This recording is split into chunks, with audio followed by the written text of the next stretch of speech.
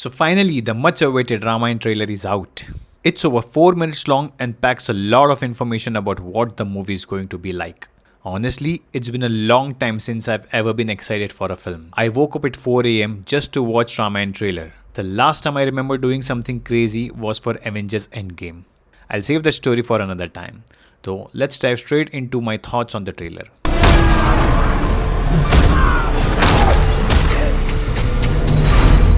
First things first, if you are looking for an ideal Ramayana based on your personal expectations, just forget it. That doesn't exist and probably never will, given how many different interpretations of the epic exists. Let's start with titles. If you look back at the fonts and the title card in the very first Ramayana teaser, it was very professional. Everything blended seamlessly, reflecting the credibility and the craft you expect from a studio like DNEG. But in this trailer and even in the previous Rama teaser, these fonts have somehow become overly bold and glossy. It feels like an attempt to emphasize the massive budget, but it completely fails to blend with the visual aesthetics. It's just unappealing. Again, this is just my thoughts. Now moving to the soundtrack. Honestly, I cannot express how big a fan I am of A.R. Rahman, and his collaboration with Hans Zimmer is something I never thought I'd see. From hearing early rumors about them working together to seeing their names flashed side by side in the teaser a year ago, it has been quite a journey. The soundtrack in the initial teaser was so elevating, it gave me literal goosebumps as the score swelled once the lyrics kicked in.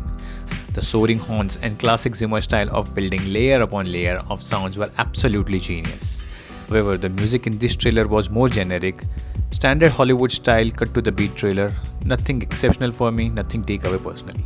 I know for a fact that the film score would be incredible, but as of right now, the trailer edit lacks that signature punch. The cast, most people are hyped up for Yash as Ravan. I haven't seen the KGF movies or his other work, but he clearly commands massive screen presence, and current trends suggest his portrayal is generating even more buzz than Ranbir's. From what I saw of Yash in this trailer, I really liked his approach. His dialogue delivery felt grounded and human, rather than just someone shouting for dramatic effects. When he says Ram se pratishod liya jayega Surpanakha, it feels like natural conversation rather than over-the-top melodrama, which is a welcome direction. As for Pallavi, I haven't seen much of her work either, but setting all the online skepticism aside, her performance in this trailer was spot on. She brings great poise and perfect dialogue delivery. The playful tone in which she tells Ram that Surpanakha is infatuated with him is another great example of realistic approach the makers are taking. I know there are deep emotions attached to Lord Ram and Ma Sita, and showing romance can be tricky, but establishing that personal bond is imperative.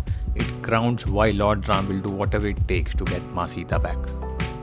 Which brings me to my personal favorite, Ram. You can say I am biased, but I really liked what Ranbir Kapoor delivered here. His dialogue hit the right balance of restrained calmness and controlled anger. He doesn't lose his composure, yet you feel the intensity behind his eyes. That determination to leave no stone unturned is the best part of the trailer. While some argue there are better actors for this role, but in terms of global release, I don't think anyone fits better than Ranbir. With his body of work in the films like Rockstar, Tamasha and Barfi, he has built quite a global cult following. Lastly, although Ravi Dubey doesn't have any dialogue in the trailer, his presence as Lakshman had its moment. He blends seamlessly into the atmosphere of the film. From the supporting cast perspective, Arun Govil is the only person immune to any backlash, as he is the OG Lord Ram. While some netizens are already criticizing other casting choice, claiming they could do better job than any professional casting directors, that's just their perspective. Now moving to VFX. The VFX is on point. It looks like the team took all the feedback from the internet and refined the visual prior to this release. Although I personally never had a major issue with the earlier visual style, I just hope the team doesn't get distracted trying to satisfy every online critic. They need to stay focused on the original vision for the final cut. I did notice that in few scenes the color grade shifted from warm tones to a more neutral palette, which put me off slightly, but again, they shouldn't cater to individual nitpicks like mine and should stick to what makes the most sense for the film in the grand scheme of things. Packing over 4 minutes of footage into a trailer is a clear strategic decision to introduce global audience to the scale and depth of the story. While key plot beats are already visible to those familiar with this epic, I'm confident they have reserved the biggest moment for the theatrical experience.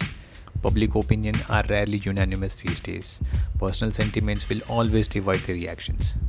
But regardless of the trends, this movie is poised to be a massive blockbuster. Whether it recovers its reported 4,000 crore budget, only time will tell. But I trust in Nitish Tiwari's supremacy. Jai Shri Ram. Give a thumbs up if you enjoyed this breakdown, and if you're new here, consider subscribing. Cheers.